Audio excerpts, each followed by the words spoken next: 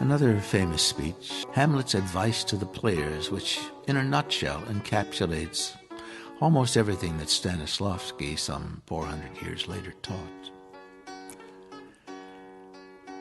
A group of traveling players have come to Elsinore, as indicated before, and Hamlet is now inserted into one of the scenes they're going to perform before the royal court, some 12 or 16 lines, as he says, having to do with the death of his father. And he wants to be certain that this scene that they're to play will have its maximum impact upon the king, his uncle. And so he delivers this speech about acting to the players who are assembled around him. Speak the speech, I pray you, as I pronounced it to you, trippingly on the tongue. But if you mouth it, as many of your players do, I'd as lief the town crier spoke my lines.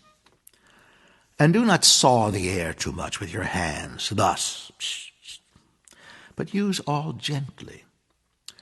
For in the very torrent, tempest, and as I may say, whirlwind of passion, you must acquire and beget a temperance that will give it smoothness.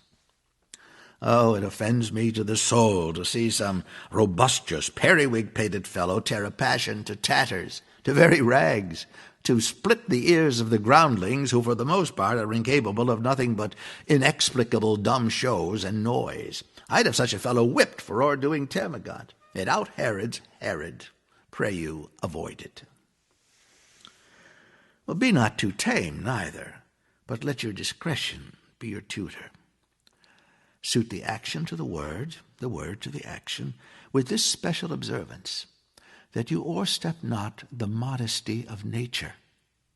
For anything so overdone is from the purpose of playing, which both at the first and now was and is, to hold as 'twere a mirror up to nature, to show virtue her own feature, scorn her own image, and the very age and body of the time its form and pressure.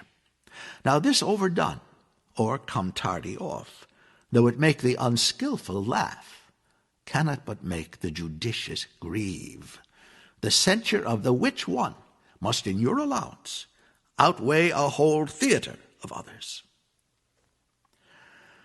Oh, there have been players that I have seen play, and heard others praise, and that highly, not to speak it profanely, who neither having the accent of Christian, nor the gait of Christian, pagan, nor man, have so strutted and bellowed, that I had thought some of nature's journeymen had made men, and not made them well. They imitated humanity so abominably.